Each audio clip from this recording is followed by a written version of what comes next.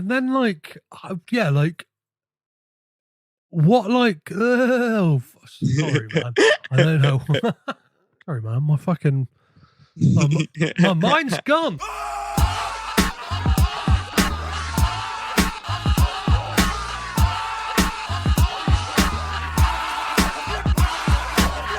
Hello and welcome to this very special episode of Caged In. We are up to date with Nicolas Cage. There's a pin been put in Caged In because after this, there's no more films until another one is released. This is it, ladies and gentlemen. We've done it. I've done it. If you've listened along, you've somewhat done it as well, but I've done it. If this is obviously your first time listening, this is a podcast where week by week, I go film by film through the career of Nic Cage to find out if he is a bright, shining, wonderful wonderland of an actor, or if he is a clapped out, run down, past his prime actor who we just need to forget about. On this episode, to help me answer that question, I'm joined by Battle Royale With Cheese editor and writer Matt Conway. As well as answering that fateful question, I asked Matt, is he a Nic Cage fan? Which was his first and which is his favourite Nic Cage film? Whilst having a deep dive into the Kevin Lewis directed action comedy horror Willy's Wonderland. If you want a little bit more of this conversation, you can always head on over to patreon.com/cagedinpod to hear me ask Matt 3 extra questions, which are as followed. Which is the worst Nic Cage film he's ever seen? Which is the flat out best Nic Cage performance? And which living or dead director would he like to see him work with? If you are yet to see Willy's Wonderland, I would very much implore you to support a cinema in the process whilst renting it. There's an amazing thing in the UK called modernfilms.com where you can find a cinema that you particularly enjoy or a cinema that you know of and have heard nothing but good things about, and you can rent a film through them, which helps support them as well as support the film. So it's a kind of win-win scenario. All of the spoiler warnings do apply for this one. So if you haven't seen the film, please do go watch it. As well as Modern Films, there's many other ways you can watch it. All the good and evil places that you can rent films. This film is available. So if you're back with us, there's one thing left to do, and that's to get raging with Cage.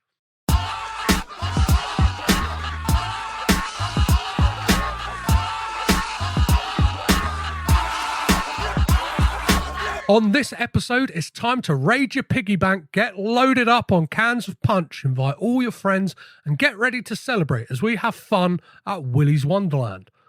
Nicolas Cage stars as the Janitor alongside Emily Tosta as Liv, Beth Grant as Sheriff Lund in this action horror comedy, written by G.O. Parsons and directed by Kevin Lewis. To join me for the festivities, I'm joined by film critic and editor Matt Conway. How are you, Matt? I'm good. How are you doing today? I'm doing fine. I'm excited to talk about this because this not just only marks a new Nicolas Cage film. For me, in my kind of podcast journey, I finally caught up with Nic Cage. Now I'm just kind of playing the waiting game until he releases a new film. So it's exciting times. You gotta pop a bottle after the episode. yeah, exactly. get one of those ones where they bring it in with like sparklers and stuff like that. Was it a Magnum? Yeah. Perfect. So before we get into talking about Willy's Wonderland, I always ask people at the beginning of these, are you a Nic Cage fan? I love Nicolas Cage, and Nicolas Cage, he's someone to celebrate because he's one and original. There's no one who could ever ape what Cage does as an actor, his physicality, his energy, and just the wild places he goes. Like any movie he's in, I'm already a little interested in it just because I know no matter what, I'm going to get some Cage. Yeah. So, yeah, you've recently covered been to Sundance. I'm doing that in air quotes because obviously it's 2021 and we're not going anywhere. But obviously you got to see Prisoners of the Ghostland. I don't want to know too much, but like, do we get like a Cage performance in that film, or what kind of Cage performance do we get? We definitely get a well-utilized Cage performance, because what I've kind of noticed the last couple of years is directors have gotten really smart on how to utilize Cage's abilities. And here in Prisoner of Ghostland, without giving away too many plot details, he's kind of your Western action hero type. But there's definitely a few moments, very colorfully abstract and bizarre moments where he gets to really let loose. Perfect. Well, yeah, I have this theory that like now we're getting a lot of like Nic Cage fans making Nic Cage movies. So like you've got like prime examples. I always like use these two as like the two Spectrovision directors he's worked with, but Richard Stanley and Panos Cosmatos, and they both like cite that Vampire's Kiss is their favorite Nic Cage film, and it's like we're getting films made by people who kind of like grew up on that, or at least had like an interest in like that kind of gonzo stuff he's done. And like I don't know, I guess the people who are working with him in this straight to VOD fare he does, probably fans of like The Rock and Con Air and Face Off. But I don't know, I think there's sometimes people don't know what to do with him, and it does seem like very much recently, like you said, people are really nailing what Cage does and who like what he does best really as well. And it's a fantastic sight to see.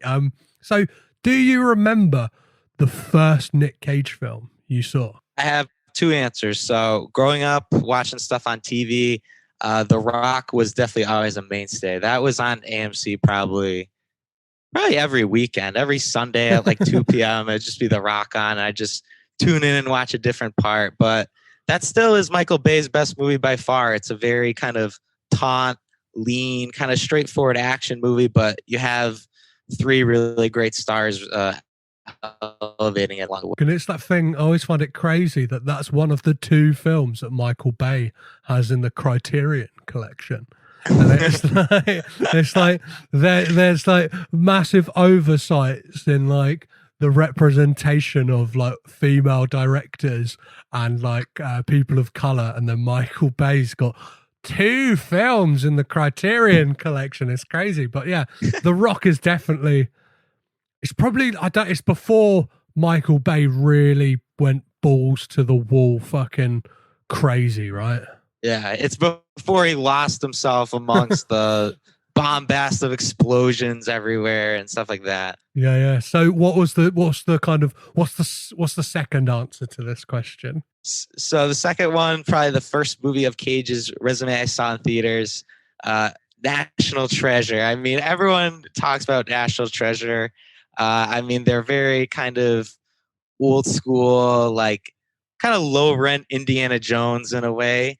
But I think what really made these really preposterous and like silly movies work is just Cage's sincerity to the material. Like when he's saying, I'm going to steal the Declaration of Independence, you believe him because he believes it. And that's what really makes the movie work. Well, there's a weird lineage between those two films as well that you mentioned. Because obviously he would have like got involved with Jerry Bruckheimer in the 90s. I think like Jerry Bruckheimer was one of the producers on The Rock, perhaps. Yeah, he did a lot of stuff with Michael Bay. And then there's that through line through like Jerry Bruckheimer with that. And then eventually I think it's Jerry Bruckheimer who produced the National Treasure films as well as like Sorcerer's Apprentice. Because obviously, yeah, Jerry Bruckheimer's got this weird thing that it's like some action stuff in the 90s. And then it's like, I'll produce Pirates of the Caribbean. I'll do this stuff for Disney. And it's National Treasure's one of them. It's and I find it's a real shame that we never got to see like a trilogy of like, when's that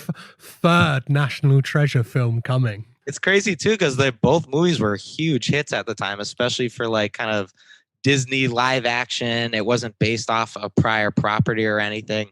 It really was Cage selling those movies to people. And I feel like they still have a certain resonance with people today too. Like people still talk about Yeah, it. I think it was like January when Disney had that Investors Day, and they were kind of like Oprah Winfrey in it, being like, you get a show, you get a show, you get a show, like you get a movie. And I was like, just there in anticipation, going like, because it's great for the podcast, be like, they're getting a new national treasure, or like they're doing a 10-part series on Disney Plus or whatever. And it's like nothing. And I remember, I think it was Deadline, like did an interview with like one of the producers or a guy at Disney, and they said like the reason that film never like went any further with a sequel is basically it boils down to the fact that it had no like marketability in regards to like merchandise.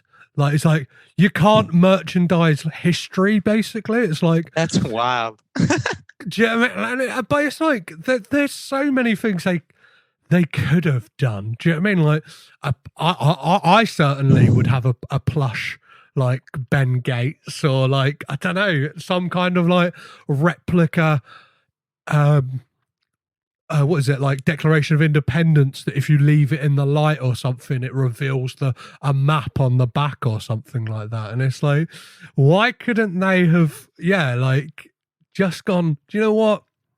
We make enough money. Like, let's just make these films because they make money on their own. And people enjoy them. Give the people what they want. I feel like you give me a Nic Cage action figure from that movie and you just hit the button and he says, I'm kidnapping the president. I'm stealing their car. It's just ridiculous, like declaration lines he made. That'd be great. Yeah, it's kind of like a Woody style thing with the classic ring pull on the back, and you get free Cage phrases. It would have been great. You could have definitely seen it like Jingle All the Way. The Ben Gates are gone at Christmas, then you've got loads of Justin Bartha's character just still on the shelves. Do you know what I mean? It's like, who really wants Riley? So which is your favourite Nic Cage film? There's a lot to pick from, but which is the one that really speaks to you? So as a starring vehicle for Cage, I always kind of gravitate towards Lord of War. Such an underrated movie. Probably Andrew Niccol's last like really, really good movie. And I think it was a really intimate and kind of personal look at kind of the crooked kind of trappings of the gun industry. And I really like seeing Cage. I mean, he's his usual dedicated and sincere self, but it's in a more kind of subdued and kind of knowingly kind of unlikable character in points. So it was an interesting movie because it does reveal kind of different shadings of his persona in that way. A fantastic film, and that pairing up of him and Ethan Hawke, even though they don't get much screen time together, like I keep banging the drum that there needs to be a film with those two in. I think like they would work perfectly together. I think like they've got similar sensibilities, right? And that they will kind of do stuff because they want to do it, not necessarily like where the money takes you or whatever. It's like, oh no, that seems like an interesting project for whatever reason it may be. But yeah, Lord of Wars, it's like that. I think it's that opening just grabs you right by the throat. And I've seen, I think about quite a lot. It's just that stop motion, I always say stop motion, time lapse in the middle where you've got all the people like stripping the plane. I just like that. I love that sequence, and it's kind of the kind of moral ambiguity of Cage's character, and stuff like that is great. And it's another film where Jared Leto dies, right? That's always a plus. No, I'm just kidding. I was going to say there's a kind of there's a running theme in like a lot of, especially around that time, Jared Leto dying in movies. Like he gets killed in what is it? Fight Club. I think there's like he's not as bad as Sean Bean in a lot of American stuff, Psycho. He gets the axe to the head. Exactly. Yeah. So let's just hope Justice League he gets killed, and then maybe we won't ever have to see that Joker ever again. I'm all there for that. We've got to know a bit about your history of Nic Cage. Now let's buckle up and strap in for a wild time at Willy's Wonderland.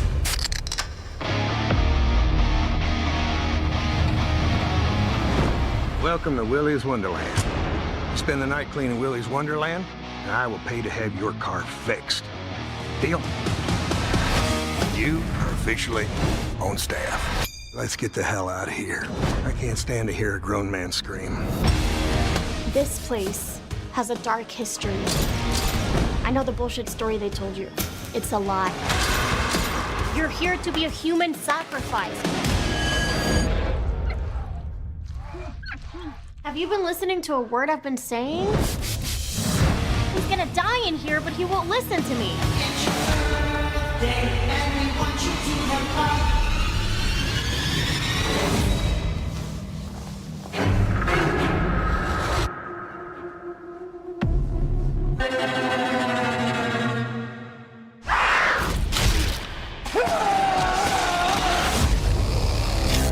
The machines got out. Nobody is safe. Put your balls on, Evan. We're going to Willy's. He's not trapped in here with them. We're trapped in here with him. It's your birthday, and we want you to have fun. It's your birthday, so let's party. It's birthday time. I enjoy a man of few words.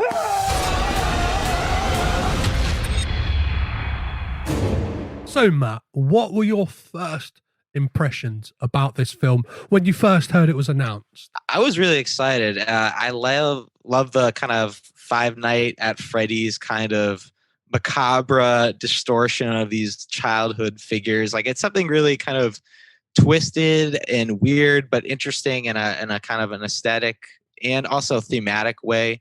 You can kind of observe, the dark deceit under these kind of child-friendly images and worlds. So I thought I was really interested to see this kind of premise utilized on the screen, and especially with Nic Cage being the one smashing the living shit out of the animatronic mascots. Like, I thought it seemed like a match made in heaven with a wildly unkempt premise with a wildly unkempt star. When did you first become aware that this film was coming? I'd say end of last year. I started seeing some stills and hearing about kind of the plot details, and anything with Nic Cage, it's like, all right, I'm putting that on my radar. Like, I'm definitely gonna catch it out, even if it's whether it's on the big screen, VOD, or whatever, And I just was really interested by the ways this premise could delineate into kind of slasher B-movie kind of vibes, while also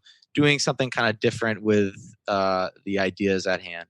Perfect. Well, would you mind kind of setting up the premise of this film for anyone at home who, for some reason, hasn't already watched this? So we're following this kind of quiet loner. He's driving into town, and then he drives over a trap, and his car is in the shop. He has no money, and this town, for some reason, doesn't have ATMs. That isn't suspicious enough. So to pay off his car and the damages, he gets proposed to clean up this condemned building, Willy's Wonderland. You go see inside, it's an absolute shithole. There's stuff everywhere, and there's these really creepy looking animatronic creatures just lurking in the background. So we kind of follow this drifter, his mundane kind of task, and then all of a sudden these creatures start coming to life, and they're not as friendly as they would look. They are blood-eating, flesh-eating, creepy crawlers. And so as the janitor, Cage is stuck in there having to fend for his life. And a precocious young member of the town, I think her name was Kathy, she is trying to warn people of this building. She's kind of connecting the dots between its kind of sinister and nefarious history. So eventually these two characters kind of come together and they try to stop Willy's Wonderland from wreaking havoc across the world. I couldn't have said it better myself. So let's get into some real nitty gritties of this film. So obviously we open up and we get that as many horror movies do. We get that kind of pre-titles like moment of like shit is going down in this place, and we come to realize that it's I think you realize pretty early on that that's Liv's parents, right? Like who and they kind of get offed by these animatronics, and then as you said we get Cage as this. What did you think of Cage's appearance when he first turns up on screen? Because he's like this cowboy boot wearing, leather jacket clad guy. He's got these like wraparound shades, and he says nothing throughout this movie. What did you kind of like? Did that excite you when you knew that he said nothing, or were you kind of like, I don't know what I'm gonna get here? I love the intro because it was definitely this guy you could tell was cooler than cool. He's the type of dude that anyone has an interaction with them, they're like, yeah, this guy's the real deal. And yeah, I even loved his outfit. I mean, it's definitely the kind of thing that could look ridiculous in under a certain light if you kind of portrayed it differently. But I thought Cage really had the kind of cool energy to really carry the movie and kind of carry the character without even having to utter much of a word. So I really was compelled by his kind of cool machismo action star kind of presence throughout the film. Yeah, I love the stuff in the script as well. We get it very early on that he's not going to say anything as well, because we get that mechanic trying to chat to him, and he says to him, like, oh, well, where did you say you're from again? And he's like Cage just kind of like shoots him a look, and he's like, oh, you're one of those no talking types. Like, I get it. And then when I first saw this, I knew I kind of had glimpses that he had like ideas that he didn't say a lot. But then as I started to realize that he's not going to say anything, I was like, this is perfect, especially like from knowing Cage's history of loving German expressionism films, or he loves like The Cabinet of Dr. Caligari and stuff like that. And it's like he kind of gets to do that kind of all out acting in this, and he's kind of done it before, like, well, not so much, but like he's always kind of used his whole body to act, but it's like this, it's like that's all he's got. And throughout the film he kind of shoots looks at people and kind of like moves his body in ways, and it's like the man could go on the rest of his career not speaking, and I'd be like, yep, I know exactly what you mean at any moment, Nicolas Cage. He's always been a very like physical actor. He's always been very expressive, and he really does have a 1 in a million like stare. When he's staring someone down, it's just like, oh shit, this guy's for real. Like we got to clear out, like. So I thought it was a great role for him too, to kind of do something different and kind of utilize his strengths in a different way. So what did you make of this younger cast, the kind of like the Scooby gang, as it were, who's headed by Emily Tosta's Liv, as you mentioned earlier, the kind of precocious girl about town who's hell-bent on destroying Willy's Wonderland. What did you think of that gang? I think the young cast does a reasonable job with the roles. They imbue enough kind of personality into them. I do think the characters were just a bit too thin. It's kind of like the retreads, not only like the Scooby-Doo gang, like you said, but also like the slasher movie victims. Like you have the couple that's, ready to get it on at any point. You have kind of, the characters who you have a feeling they're not going to be long for this movie. So I do think the actors are able to kind of capably, do enough with the part, especially the Emily Tosta who plays Liv. I thought she was definitely the highlight of the group, but I do kind of wish there was a bit more personality or kind of dimension to them to make them a little more compelling. Definitely. And like without looking up the names of the characters, I'm kind of like, I've got a couple. It's like Liv, Chris, maybe. It's the kind of like shaggy, like replica, and Bobby and Kathy as the couple. And then there's the guy in the glasses. I feel bad. I genuinely, without looking, I have no idea. And then I know that, like, and in my head, one of the characters, like, it's like, I weirdly know, Christian Del Grosso. It's like, he plays Aaron. I know his face and his name for him just being like, I think he was like a massive Vine star. Mm-hmm. Like when that, like, he was like one of the people to like really benefit from that, from the glory days of Vine. But like, there's Dan. I think the character's name's Dan, who's the guy in glasses. Like, I don't even remember anyone saying that, and one of the things I didn't buy some of their like motivations. Like when it gets into the thing of the couple trying to like hook up, it's like, okay, I get you want to hook up, but like throughout the beginning of this, we've established that like there's some evil shit going on here. It's like, would you really like jeopardize knowing that stuff? And it's like, I don't know, maybe if we had actually got like to know the characters a bit more and been like,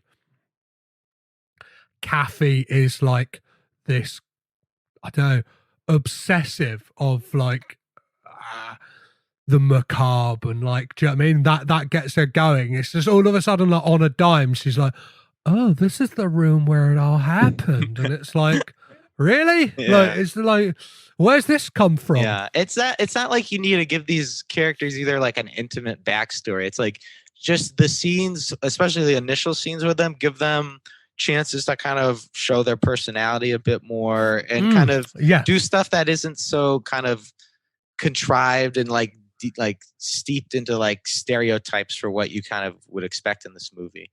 You know, the actors do a capable job, though. I give them credit for sure.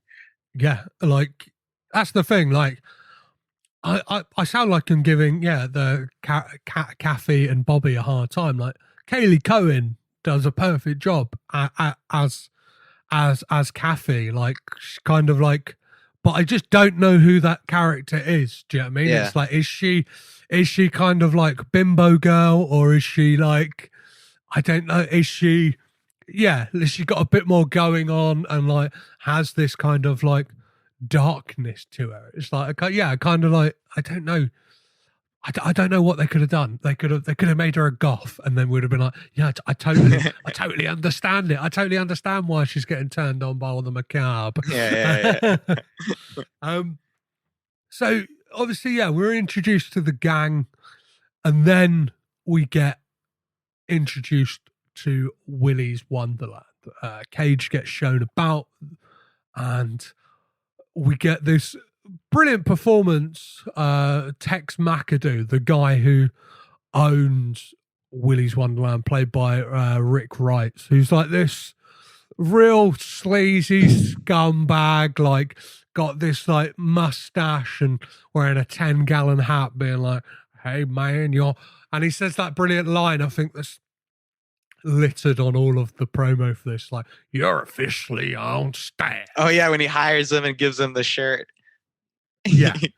He's the classic like skeezy used car salesman type kind of character. Like, Cage is well into actually cleaning Willy's Wonderland, right? Like, he's like, I'm actually gonna just clean this place. And we get a glimpse at something that becomes vital in this film when we see him unearth this pinball machine. And I spoke to the writer of this film, and like, that pinball machine actually exists. I'm excited. I hope once the world is back in order, that pinball machine does a tour of the world, because I want to cut some shapes and play the Willy's Wonderland pinball machine. I love the ways that he like got into it when he was playing pinball. He was just shaking the fucking machine back and forth. Like that was definitely a moment too where you felt Cage's kind of expressiveness as an actor. Because I mean, it's playing pinball, getting hyped to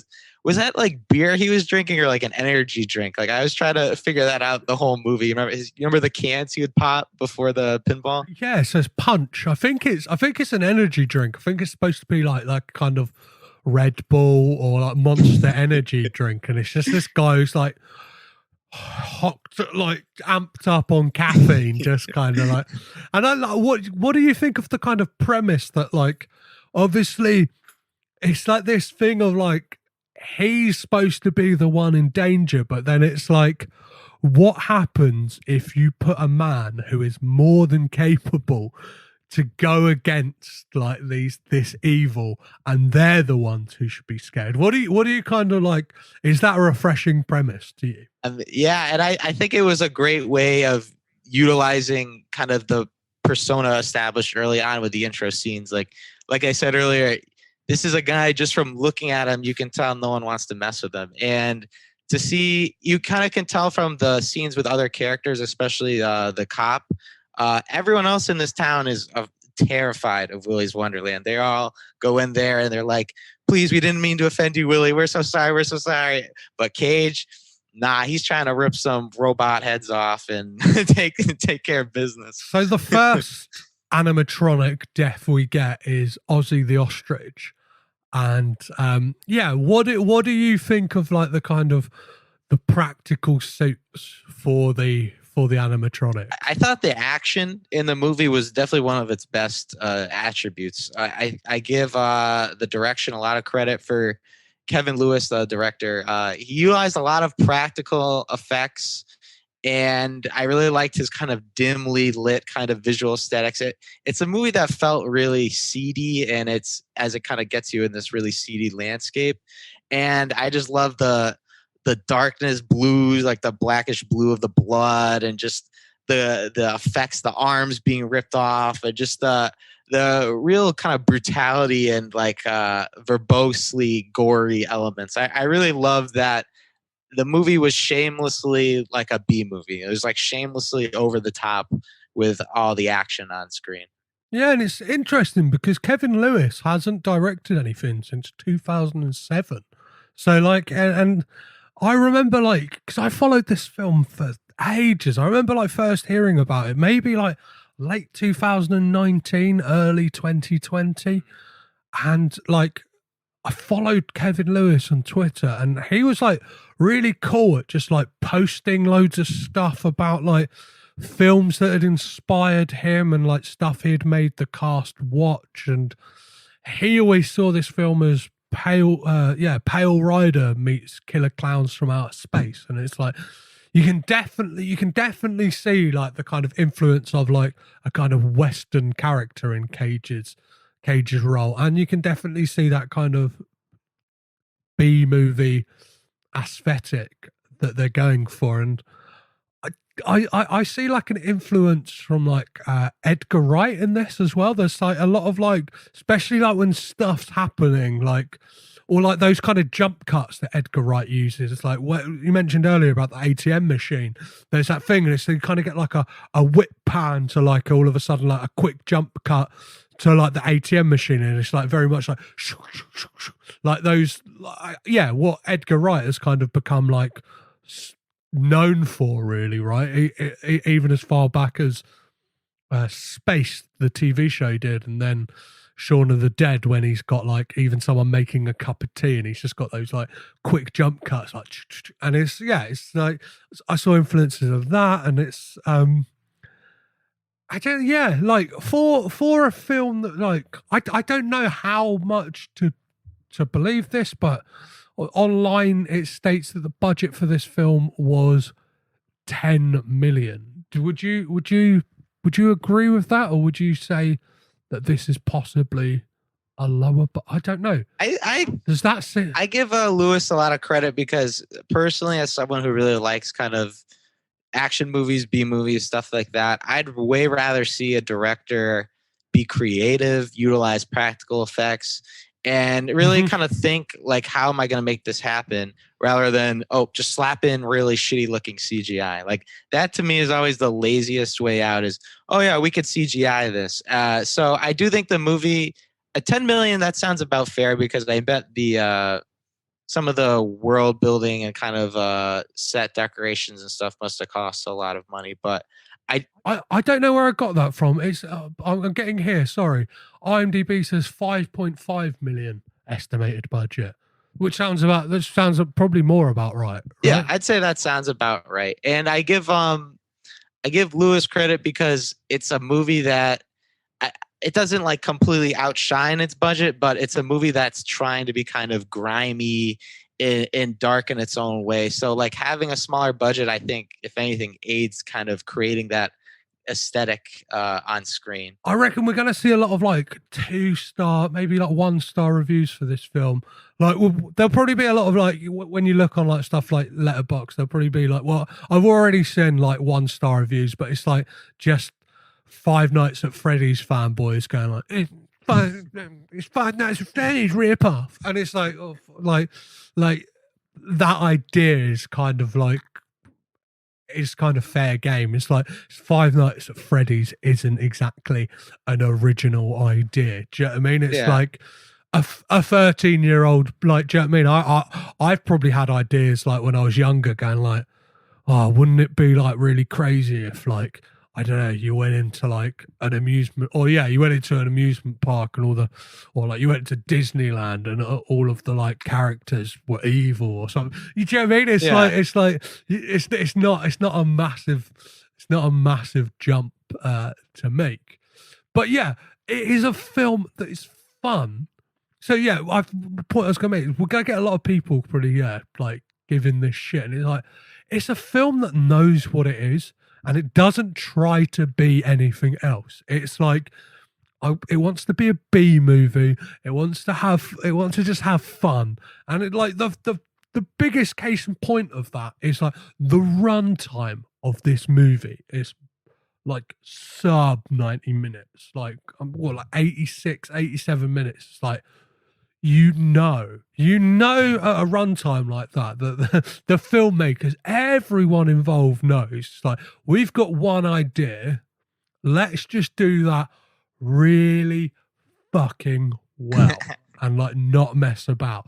Let's not mess about. Let's just like bang, in, out, done. Yeah, it's really an airtight movie. Like there's not a wasted scene kind of in between. Like there's a couple moments of backstory and plot development, but even those moments kind of relish in the B movie energy and the bloodshed. Like we'll talk about it, I'm sure, like, but the backstory and kind of how Willy's Wonderland became this demonic place. Like even those scenes have some really like violent and like, oh my gosh, shocking moments.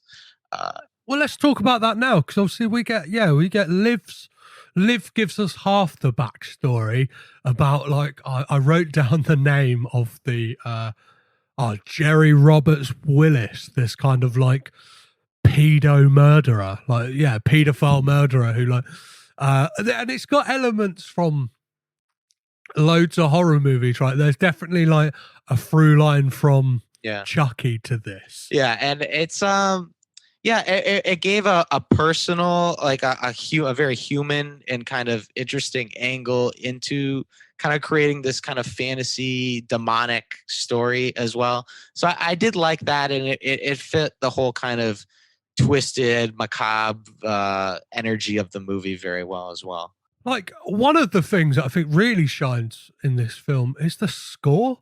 Like there's a great score by Imoe, I think his name is, and he's like, there's a mixture of like uses of these weird Willy's Wonderland songs mixed with this kind of like part rock, part like synth driven score. And we, at one moment, possibly one of my favorite moments in the film is the kind of like pinball dance sequence we get with this almost like hair metal-ish, like I don't know, like synth pop 80s, like we're going down to Willy's Wonderland. It's got like that cadence to it, and you got Cage kind of pulling the best shapes you've ever seen, smacking the pinball machine, spinning round, and like, yeah. But like the score works really well, and there's kind of like one needle drop in this right at the end with Freebird. Oh yeah. And I think the movie in general, like you were touching on, it is very kind of 80s retro in a way. It does feel kind of like a B movie pulled from that era, but it doesn't do that in like an obnoxious way like a lot of movies do, where it's like, oh look, the 80s neon glowing lights. Like it did it in a very kind of self-assured and kind of like a playful homage type way. Well, it's got very much that feeling of a film that like lives outside of space and time. It's like it is its own universe. It's like, I don't know, this could be like what 2019 or whenever. This like what in like this different world, because it's like we've got this weird like Western aesthetic to it, how Cage's character kind of turns up and then at the end just kind of rides on his like horse to the next town, and and it's like all of that stuff. It feels like a film, and it feels like a film that like when like a video store was closing down, they go, you know what? I found this tape out in the back. Like I forgot about this. Like, oh, let's put it on. It kind of feels like something like you've stumbled across that like could have easily have come out in the 90s or something like that. Or like, do you know what I mean? Like the tail end of the 80s, and been like, yeah, this is great. And it like tips its hat to those films without, like you said, without being like really crass about it. Yeah. And it's like, yeah, it doesn't Stranger Things it and go like, oh. Remember the thing? You remember this? Remember this? Yeah, that's what those movies always do. It's just constant references, throw them at your face. This seemed a lot more self-assured. And like another thing to the point of music as well is there's great uses of like nursery rhymes and stuff like that, whether it's like Ring a Ring of Roses or Head, Shoulders, Knees and Toes and stuff like that. It's like, I guess part of that on this budget is like, well, they're probably like public domain. Yeah, true. So like we can just use them, but at the same time, like they deliver like a weird, sinister edge. Like, because obviously, I don't know, Ring a Ring of Roses has got a pretty like dark history and meaning about what it's about. Anyway, 'cause it's about the plague. Yeah. But then at least like those songs are known for like being a kid, being happy, and then like kind of put in this context, it's like, oh no, like, and it's very much what the whole film is playing to, right? About that thing of like, right, I don't remember it because I never went to one because obviously I live in the UK, but like, remember Chuck E. Cheese? But now it's evil. Right? Yeah, and I thought in a different way, maybe like a different light, this film could have done something where it kind of looks into kind of the more nefarious kind of undertones behind some of these things, and kind of how like you said, the character was a murder pedophile and stuff, and how people kind of hide with these cheery faces and then, you know, reveal themselves. So I do think there's a kind of an element to that I think was a good inclusion to kind of the horrors of everything going on. Yeah, and it's that thing of like it knows not to dwell too much on that stuff, because it's like, it's not like, this isn't Spotlight. Yeah, Do you know what I mean? We're not kind of trying to like unearth the seedy underbelly of like an amusement park chain or something like that. It's like, this is very much a B movie, but like, well, we kind of need a bit of a backstory. Evil, satanic, paedophile murderers. Yep, that sounds about right. Like that's about as evil as you can get. They're the bad guys. It really does feel like you put a bunch of evil stuff in a blender and just hit the blend button. They're Satanist, pedophile, you know, murderer, just a sprinkle of this on top, you know. Yeah, and then also like, and then put in like the most creepiest looking animatronics in the world. Like, yeah, what do you think of like the kind of animatronics designs? Like, so who have we got? We got what? We got Willy, we got Gus the gorilla, we got Tito the turtle, Nighty Night, Siren Sarah, Cammy the chameleon, Ozzy the ostrich, and Ali the alligator, right? So we got 8 of them versus one man, the janitor. Yeah, they definitely all had that kind of Chuck E. Cheese vibe to them, for sure. And it, even as a kid, those kind of things always creep me out because, I mean, it's trying to implement obviously a certain liveliness, but it's these very stilted kind of false movements, and they're kind of movements that are so false and kind of cerebral that they're kind of disconnected from any kind of semblance of humanity. Like they may be expressing joy, but it's so kind of robotic and kind of weird that it's like, oh, this is kind of creepy. And I think Lewis also did a good job with kind of the way he shoots each of them. You get these kind of intimate like zoom ins, like you look right into the souls of their eyes and it's like, Jesus, there's nothing there.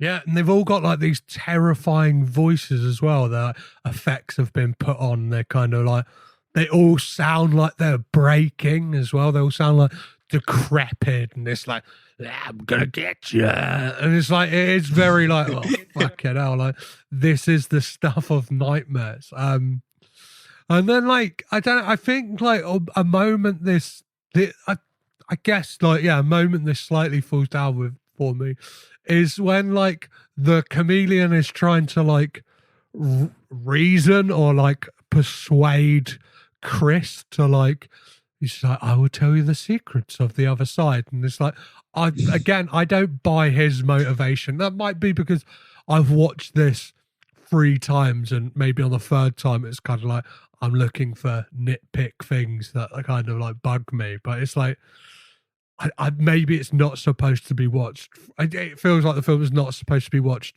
3 times in 3 weeks. Do you know what I mean?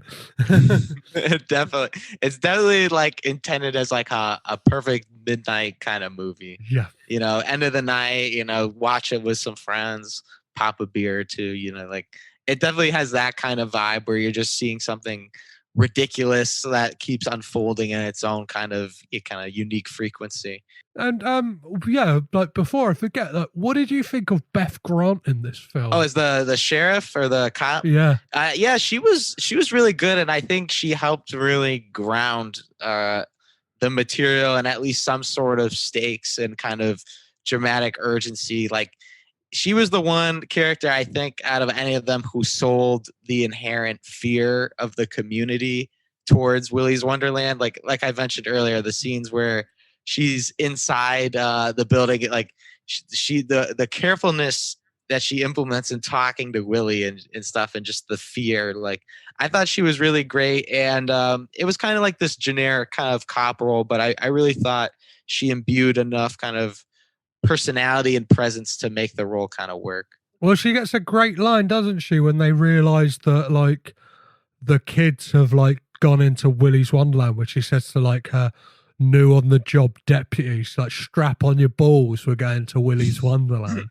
And like you kind of like get her character from like scene 1. She's a bit of a hard ass to live, and then like we kind of get a nice arc with her that it's like she took Liv in when she was like when she found her at Willy's and stuff like that. And obviously she gives us the second bit of exposition, well, like backstory of what happened about Tex opening it and stuff going wrong, and that plan to make a deal with them and basically feed the beasts before they come to the town and feed for themselves. And like, yeah, when it comes to like when I first saw her get killed, I was like, fuck, yeah, that's brutal. Yeah, the deaths in general in this movie are very brutal. It's almost like it's kind of like a zombie-esque aspect where it's like they're biting at the flesh, the arms, and all that. You know, the classic kind of zombie scream as they're getting eaten. Like it really nailed those kind of bloody and just like, holy shit, this person's getting eaten right now, like kind of shocking moments. Talking about deaths, what is your favorite animatronic kill? That's a good question. Honestly, I think the first one was my favorite. I forget which character it was, but Ozzy the ostrich. yeah. I just loved because you feel Cage is like, that's the first time he's really like gearing into what's going on, and just I remember that when he killed that animatronic, he really got into it. Like, obviously he doesn't say anything, but he was the classic he's like just ripping it to shreds, like him unleash that kind of vivacious kind of energy at it. I really like that moment. Yeah, for me, I think it's got to be like Gus, the gorilla, when he like curb stomps him on the urinal, and it's just like, that's horrible. Like, that is like, he does that, and then there's that brilliant death when he like grabs the alligator's mouth and then just like opens it and like snaps it back, and like he's like pulling out like these kind of metallic oily spinal cords as well. And I love that motif throughout the film, that whenever he gets like battered and beaten up and he gets shit all down on his like his top, he goes back into the storeroom, picks up a new t-shirt and kind of dusts himself off, cleans up, and like he's got to be one of the best cleaners in the world as well. It's always funny just seeing him in the Willy's Wonderland shirt too. It was just this like very goofy kind of 80s kind of summer job in a way shirt, where it's this like kind of goofy logo and everything. And here you got Mr. Cooler Than Cool, Nic Cage, and he's just wearing this goofy like fluorescent blue shirt. It's like, oh my god. So how many hours would you say that the janitor is at Willy's? Like what, 12 hours? Something like that. I'd definitely say it was like an overnight kind of experience. So probably, I mean, the beginning of the film, it's still daylight. So yeah, I would say 12 hours probably sounds accurate. How many breaks does he take in a 12-hour shit? He takes a lot of breaks, doesn't he? He's always taking breaks as the janitor. He probably took 5, maybe 4 or 5 pinball energy drink slugging breaks in between. But, he had a big job at hand. He had to take out a demonic army of robotic animatronics. So let's start to talk about like how this film wraps up. Obviously, we get Willy kill. We get the gang kind of dispatched pretty quickly, right? We get the couple having sex in the super happy fun room where all the murders happened back in the day. The chameleon does trick Chris into teaching him his secrets before like killing him. I think we get like that kind of epilepsy inducing sequence where Siren Sarah and Tito Turtle take out the kid in glasses, and then we get that brutal moment when the knight just like stabs that kid through the stomach. Yeah, and kills him. That part was probably one of my favorite death moments in the movie too, because I was just wild and I was like, oh shit, like it just right through.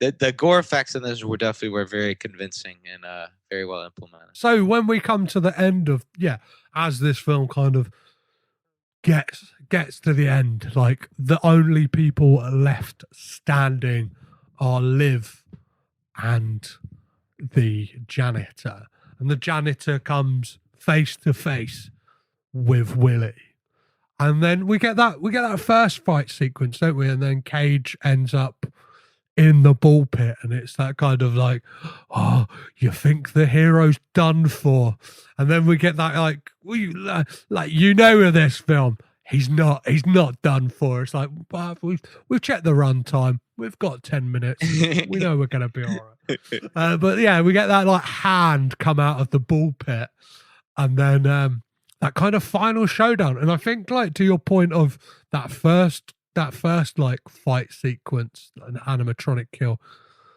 the rage on his, like, when he like goes at Willy, especially the fact that like he's like ripped his, he's almost like that thing, yeah, like you could like take that line from Mandy where he's like, you ripped my shirt, like you could take that because like Willy like scratches like holes in his shirt and then he's like, he really fucking means business, and then they go at it. And he's just, you could tell it's anger and it's just like exhaustion. Like he's been dealing with all these fucking animatronic killers all night, and this is the last one, and he's just like, thank God it's over. Like, what did you think of the way that this film wraps up, and how does it wrap up? I loved so we have the janitor, the Cage, the drifter, he is leaving, and the skis ball Tex is already there.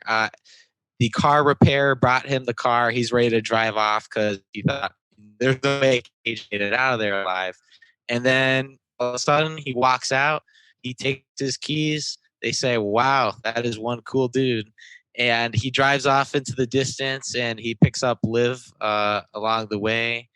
And then the two skis ball scumbags who have been running this operation that's been killing all these drifters across the years, they eat their comeuppance when their car blows up at the end. I love that they let them kind of get their comeuppance, because obviously the animatronics are like the big villain, but at the end of the day, they're the real ski balls who kind of put Cage in this situation. Yeah, and it's that thing as well, isn't it? It's like, I guess, like, not to get too deep here, but it's like, if you turn a blind eye, and if you're like, if you're involved, it doesn't matter if you're just like how involved you are. If you're turning a blind eye to evil shit going on, like, you're fucking responsible. Do you know what I mean? And Yeah. like these guys are very much responsible for deaths of all those people at the hands of those animatronics. Like, just because they're like, I don't know. And it's that thing, like, yeah, when it's a real shame, like, we didn't get to watch this film in movie theaters, because it would have been great. Like, I could imagine like a packed house on like opening night, seeing that, and just kind of everyone just like cheering, like, yeah, like I can't wait to see this with hopefully a room full of people who maybe haven't seen it, or have seen it loads of times, and just all going in for those big moments. Yeah, it's definitely like the exclamation point on the story, where it's like beating Willy was, you know, the end of the climax and everything, but it's just a great kind of like, yeah, like crowd pleaser moment to end things on. I was interested to see kind of the direction they went with Liv and the janitor, where I don't mean to infer, but it's like he's kind of assuming more of like I don't know. Do you think he was assuming like a fatherly role with her, or what did you kind of get out of their last scene? Yeah, I got a fatherly, like, on first watch, I thought like, oh, is this getting a bit weird? Because like he's kind of like motioning, but then like it like kind of like second guesses you, because then like he pulls out a can of the punch, like, 'cause it looks like he's motioning for her to like hold his hand or something weird like that, and he's like, he's like looking down to the can of punch, and then like opens it and gives it to her. And yeah, I think it's like that.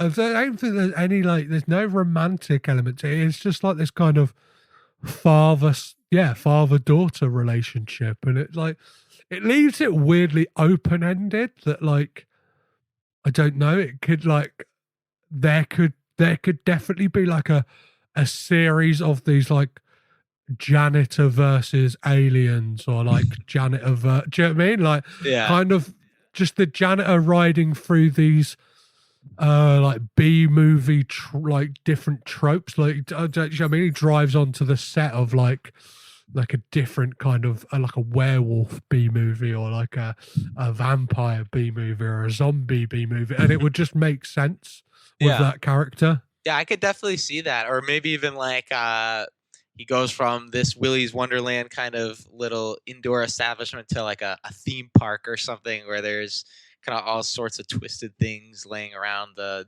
different attractions. Or yeah, there was kind of an interesting kind of open-ended thing to it. And you never know with kind of genre movies like this, if they gain a cold audience and like people are really kind of vying for people to see it, then it definitely could, who knows, a pseudo sequel down the line, Well, yeah, it's a weird one because obviously, like, there is a Five Nights at Freddy movie in production at the moment. I think it's going to be directed by Chris Columbus, of all people, who has said, like, I think he had like some slightly like disparaging things to say about it. Like he said like it definitely has he said like Chris Columbus pointed out the plot of this film is exactly the same as Five Nights at Freddy's. So like obviously he's probably not happy and probably won't be happy if this film does really well. And from what I've seen online, like there's just like a real like want for this film, and there's like fans really gunning for it. Like there's tons of like fan art and stuff like that, and there has been for months, and it's like it's not even out.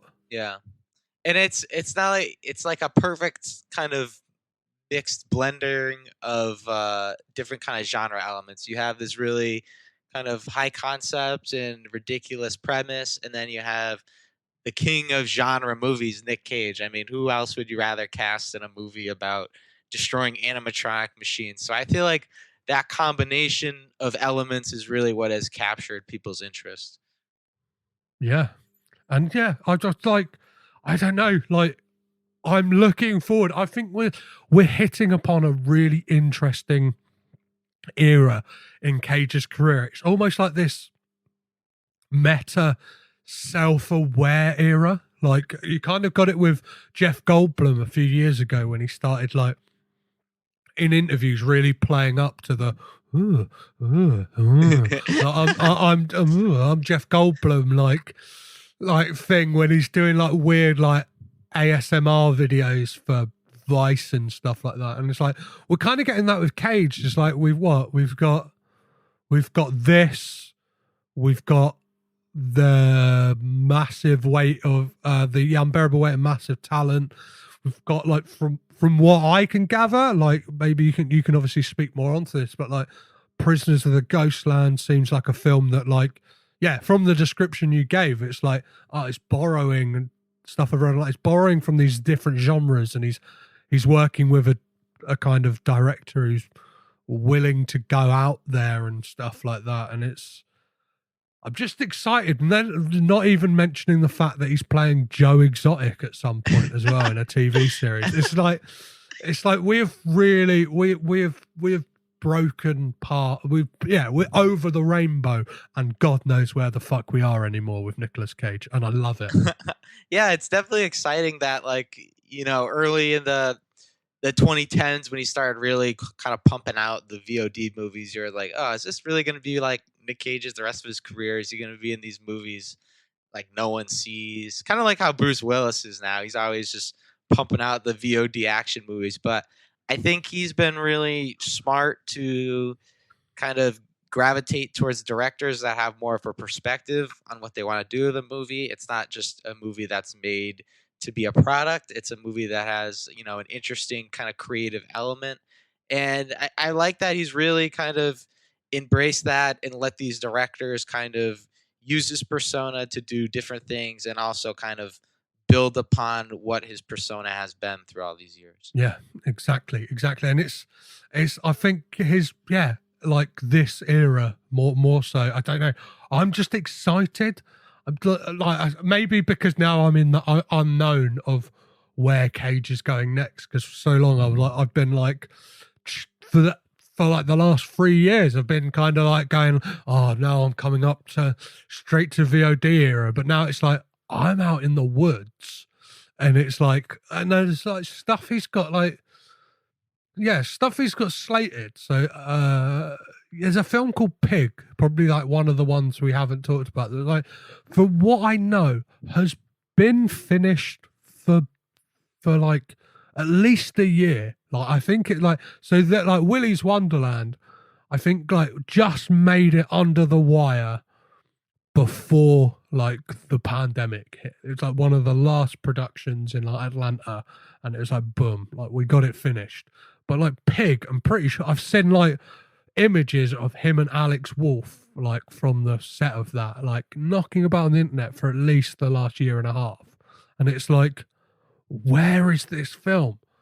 And it's like that premise is crazy. It's like it's a truffle hunter whose pig gets stolen and he wants to get it back. And it's like, is this Cage's John Wick with a pig?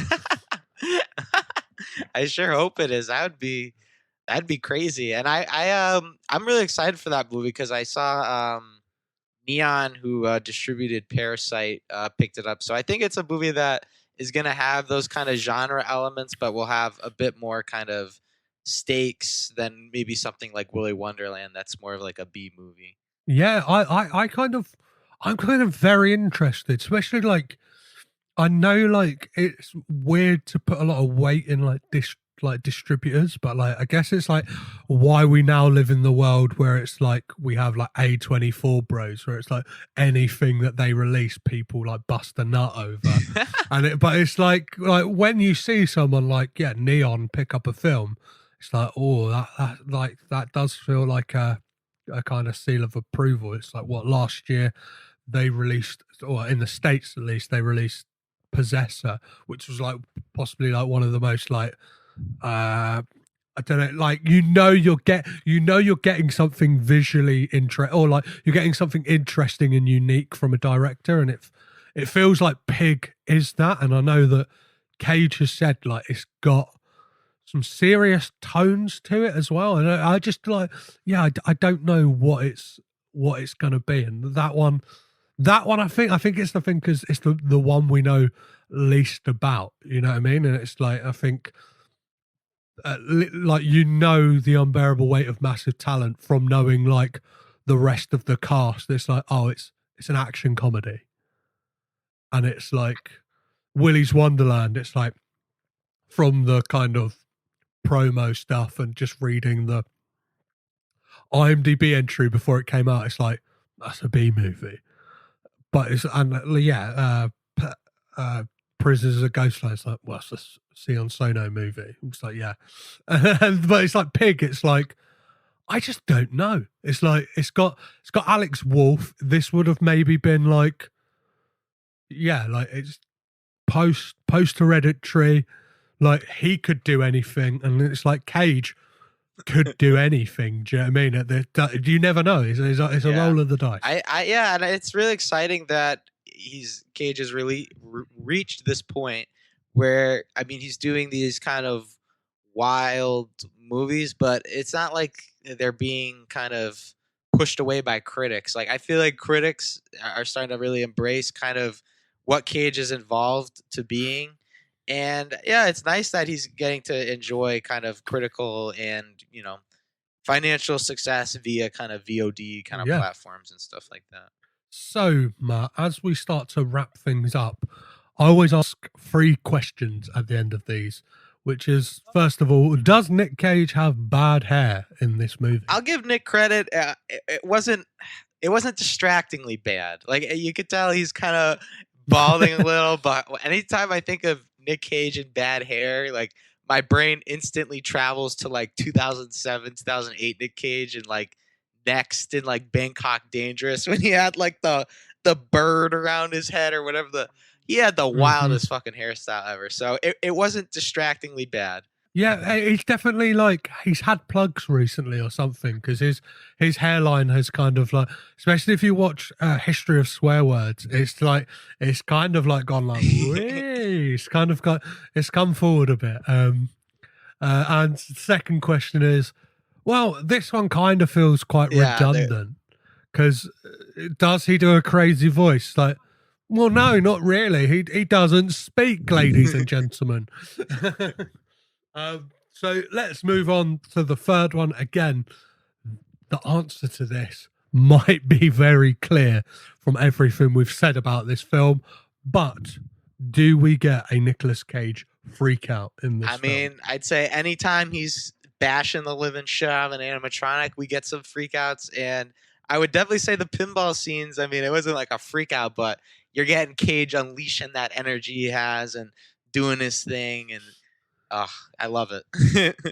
Yeah, he's like ramping up on like a steady like 7 on the Cage scale throughout this film, right? And it's like even in the quiet moments, he's kind of, especially because he's acting with his body and like his eyes and stuff like that. Like he's kind of like, I don't know, he seems like he's on the edge of a freak out at any moment. Amazing. Well, Matt, it's been an absolute pleasure speaking to you about this film. Where can people keep up to date with everything you do, whether it's writing and where can people find you on social media?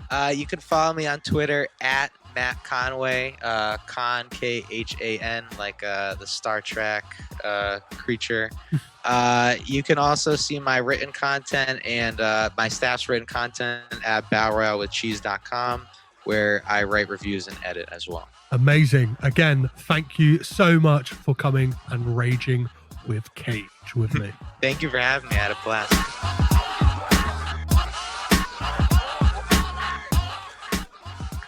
There we have it. Thank you once again to Matt Conway for joining me on this very special episode of the podcast. And very much thank you to all of you. If you have listened from episode 1 to episode 92 that this might be now, as well as all of the bonus stuff and special episodes and interviews and stuff like that, thank you very much. If you enjoyed this conversation about Willy's Wonderland and want a little bit more about the backstory of it, if you haven't already, go listen to last Friday's episode where I spoke to G.O. Parsons, the madman behind Willy's Wonderland, the guy who wrote the film.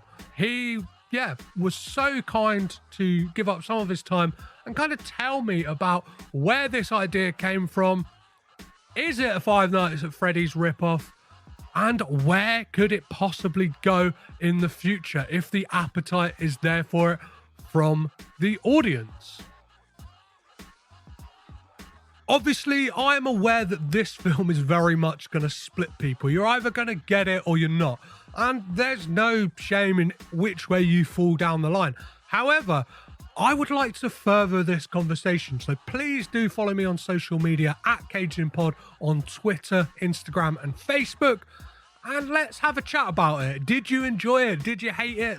Let me know. If you really want to have this conversation behind closed doors, as it were, head on over to cagedinpod@gmail.com and fling me an email. I will very much look forward to hearing from you, and I'll reply as soon as I read it. I'll sit there, I'll really think out my answer and go, nah, you're wrong. Of course I won't do that. I will just engage you in conversation. I think that's what's so exciting about this podcast and doing all of this. And genuinely, from the bottom of my heart, thank you to everyone who's ever guested on the podcast, who's ever kind of supported in any way, whether that is financially, which you still can do, because as much as like the podcast is taking a hiatus and we're up to date with the Caged In stuff, there's still going to be stuff on the back burner going on in the background. And I know what I'm like. I probably won't stay away for too long. However, this is a perfect time more than ever to announce that Coppola Connections will be starting on April 7th. Francis Ford Coppola's birthday happened to perfectly fall on a Wednesday this year. So the first episode, I will be joined by Rich Nelson of Betamax Video Club to talk about Francis Ford Coppola's 1974 film, The Conversation. In the interim, whilst the podcast is on hiatus, there will be a kind of episode 0 of Coppola Connections that will kind of go into the family tree and kind of let you guys know who and why I will be covering all of the people I will be covering, as well as how they are all related. Instead of like you having to do any background reading, I'll just tell you. Okay? Yeah, there's it's a bit of fun to kind of like set the backdrop for and set the stall out of what the podcast is kind of going to be about. Obviously, it's going to be very much the same. I'm going to be the same idiot talking about films. However, there's some slight tweaks and twists here and there, as well as, yeah, there's still going to be plenty of Cage conversation. I've recorded a couple in the bank and he is mentioned, as well as a lot of the Patreon exclusive stuff for each episode will be very Cage centric. I know that sounds like really bad, like, well, if you're a Nicolas Cage fan, get behind the paywall, but I can't, like, I've done over 100 episodes talking about Nic Cage. You can go back and re-listen to those. You can pick up some of the ones that you haven't heard. I'm not stopping you from doing that. I just can't do any more Nic Cage films because there aren't any. Until The Croods, Prisoners of Ghostland, The Unbearable Weight of Massive Talent, Pig, any of those are released, I'll be back. Nic Cage films will very much... I can't give you any more, guys. If this is you bowing out because it's not Cage centric all the time, then it's been lovely having you along for the ride, and I guess I'll catch you.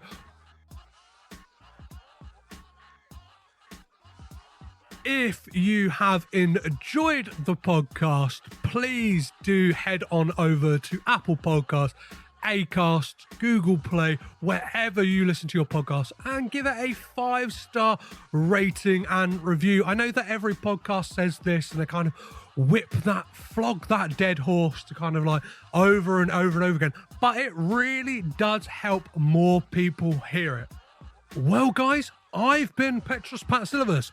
I've been Caged In. You've been amazing. Bye-bye.